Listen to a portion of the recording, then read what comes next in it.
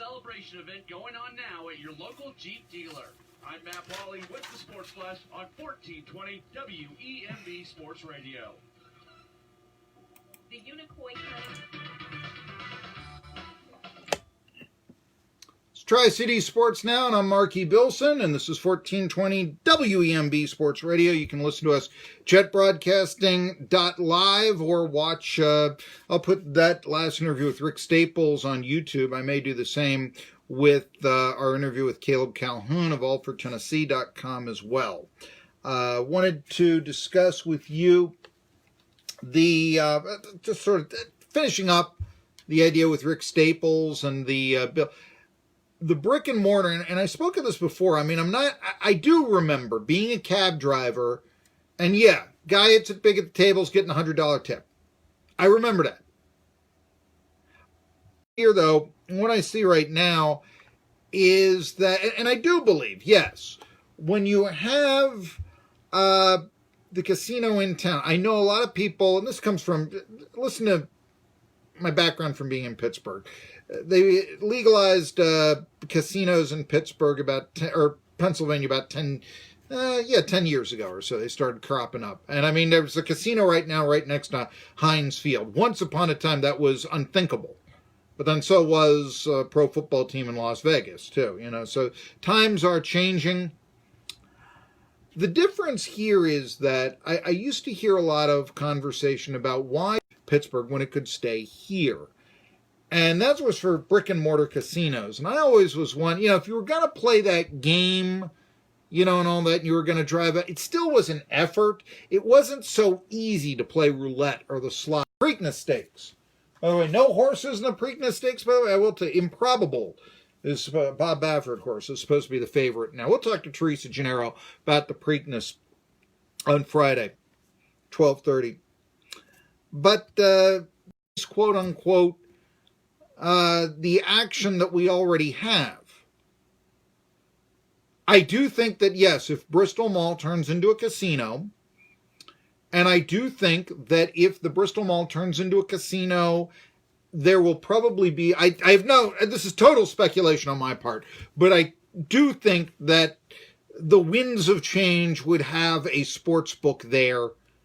I mean, you got a half casino if you don't have a sports book. The sports bar in the Bristol Mall, you can watch all the games, anyone you wanted to, and have the best food there and all that. Would you even try to open one up in Bristol, Tennessee, unless you had some? And so there I wonder, will the money go to Virginia? If that, but that's all speculation. What I know right now is the money is going offshore. It's not saying America, it's not. And although it's improved from what I've been told from 20 years ago when the internet was still, young and all,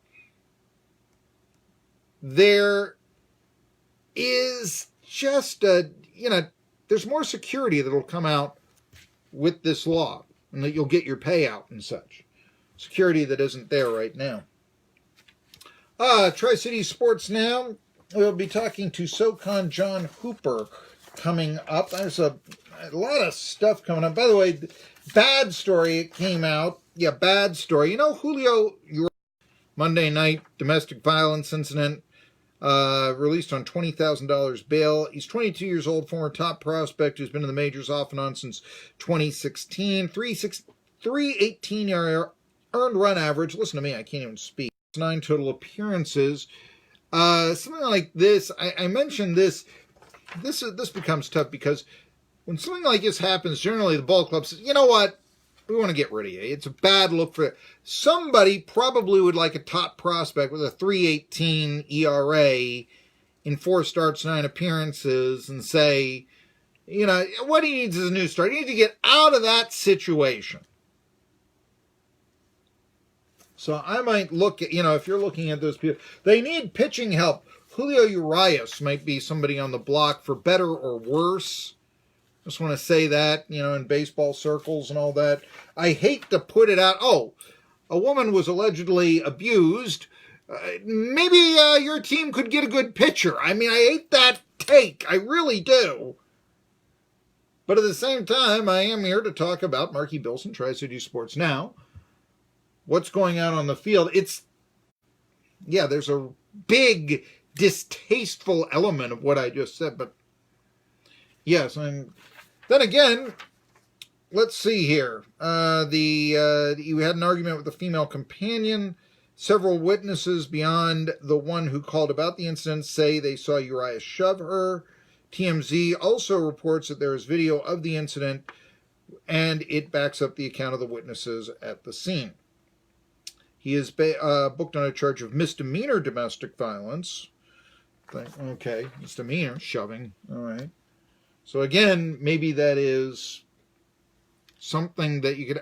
then again, I mean, I told you, I was really sickened. Johnson and Williams down in Knoxville. And I went through this. Okay, they were found not guilty of rape. Okay. What bothered me about that incident is that after they were found not guilty, was listening to Jason Schwain's show and how, AJ, well, he's a great guy, And then callers calling up and saying that, I'll bet he makes the Hall of Fame with the Denver Broncos. And he was a great guy because of the number that he chose at training camp. This guy just beat a rape charge. Maybe that's not the take we ought to have. Anyhow, so that's where I go to. Geez, this just... I don't like it. A couple other... Speaking of the NFL and A.J. Williams and all this, a couple of football notes, you should say. A couple of quarterbacks will not be playing pro football anymore. You may have known E.J. Manuel. It never worked out for him. Former first-round pick back in 2013 by the Buffalo Bills. Bills still looking for their quarterback. So on. They've got Josh Allen there. But he has retired. He never really was much. My goodness, he was playing behind Tyrod Taylor. Derek Anderson is retired after 14 years. Speaking of Browns quarterbacks, with Tyrod Taylor, Anderson was once the Browns starter. I guess he was with the Panthers too. Journeyman QB. So you won't see him being the next Ryan Fitzpatrick, I guess. Derek Anderson, he's out. I might have as well mentioned that. We've got about 45 seconds before I need to take a break or so and talk to SoCon John Cooper. But one last thing that came out, and this does not surprise me one bit. Drew Lock is going to the Denver Broncos. They traded for Joe Flacco, the old Baltimore Ravens quarterback. Good defense, but they've struggled, and who's taken center since Peyton Manning was there, and really even during Peyton Manning's last year. You know what Joe Flacco is saying? He's said that he isn't there to serve as a mentor to Drew Lock. He's there to win football games on his own right. You know what? That's what Doug Flutie said down in San Diego once upon a time. Tri-City Sports Now.